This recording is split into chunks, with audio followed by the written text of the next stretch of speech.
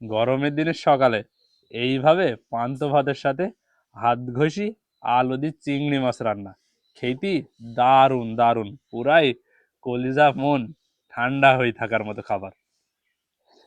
ও মা, মাছ পেয়েছো বাপ? হ্যাঁ মা, এ দেখো মাছ পেয়েছি, তবে গলদা চিংড়ি পাইনি, বাগদা চিংড়ি পালাম। এ চিংড়ি ভাল লাগবে বাপ, মোটা মোটা করে আলু কেটে হাত ঘষে আনবো, পান্তা ভাত দিয়ে খাবা, খেতে সেই মজা লাগবে। ঠিক আছে মা, তাহলে রান্না করে দিও। তাহলে মাছ কটান তুমি ঘরে থাকা, মটনটা সাইডে আসছে। ঠিক আছে মা। মাছগুনা কুইটে ধুয়ে নিয়েছে, এবার নুন আর হলুদ মাখে নিছে। এবার মশলা পাতি বেটে নিছে, মশলায় নিয়েছে ধইনে আর জিরে।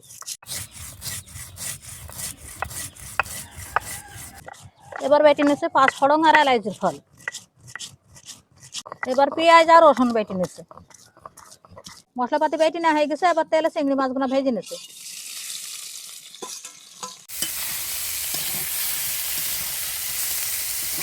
চিংড়ি মাছ ভাজা হয়ে গেছে, এবার নামিয়ে নেবো। এবার কুইটি নিয়ে আলুগুনা কড়াতে দিয়ে দিছে।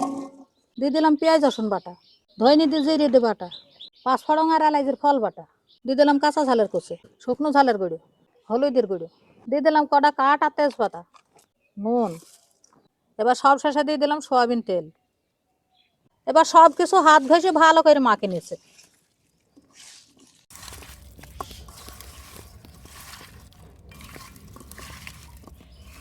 মাখি দেওয়া হয়ে গেছে, আবার মশলা বাটা পাটা ধোয়া পানি দিয়ে দিলাম। এটার আলাদা করে মনে আসবে না। এবার আকায় তুলে দিলাম কড়াটা। এবার ঢাকনি দিয়ে চাপা দিয়ে ঢেকে দিলাম, আস্তে আস্তে জাল দিয়ে আলুগুনা সেদ্ধ করে নেবো। বেশ কিছুক্ষণ চাপা দিয়ে ঢেকে থুয়েছে, আলুটাও সেদ্ধ হয়ে এসেছে। এবার চিংড়ি মাছগুনাও দিয়ে দিলাম।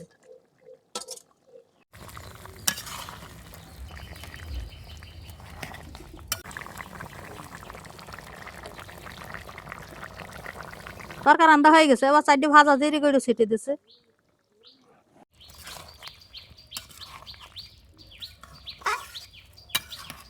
হয়ে গেল হাত ঘষে আলু দিয়ে চিংড়ি মাছ আন্দা। এবার নামিয়ে নিছে।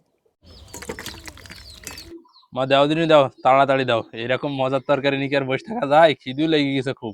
এতক্ষণ নেও বাপ। দাও একটুখানি নুন নেই। এবার নুন দিয়ে পান্তা ভাতটা ভালো করে মাখে নিছি। তার কারণ হচ্ছে তরকারিতে যতই স্বাদ হোক, নুন ছাড়া যেন কোনো কিছুই ভালো লাগবে না। আর পান্তা ভাত তো নুন ছাড়া খাওয়াই যায় না। এবার তরকারি উঠেনি, দেখতে পাচ্ছেন তরকারিটার কত সুন্দর কালার হয়েছে। চিংড়ি মাছটাও কত সুন্দর লাগছে, দেখতেও যেমন সুন্দর, খেতেও ততই মজা লাগবে। এবার খাওয়া শুরু করা যাক। তো আলুটাও দেখেন কত সুন্দর সিদ্ধ হয়েছে। এই যে চাপ দিতে দেখেন একদম মিলি যাইছি। এবার এই আলু নিই, ভাতের সাথে সুন্দর করে মাখি, এইবার মুখে দেব। বিসমিল্লাহ।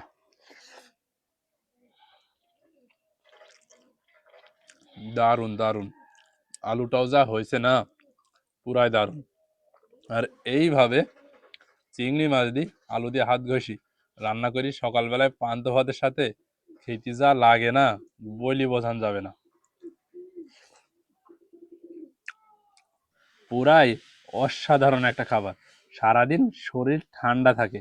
আর আলুটাও কিন্তু বেশ সুন্দর সেদ্ধ হয়েছে, কারণ এরকম ভাবে যে বড় আলু আছে যেগুলো বেলি বেলি টাইপের আলু, ওই আলুগুলা কিন্তু এইভাবে বড় বড় করে রান্না করলে খেতে খুবই দারুণ লাগে। শুধু তো আলুই মুখে দিচ্ছে, চিংড়ি মাছ আবার কখন মুখে দেবো? আলুটাও যে সুন্দর হয়েছে, তো একবার করে ভাত মুখে দেওয়ার পরে এই যে চিংড়ি মাছটাও কামড়ি খায়।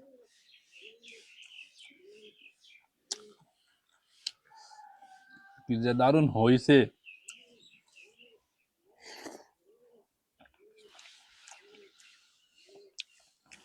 মনে হচ্ছে যেন গোশও ফেল এর কাছে।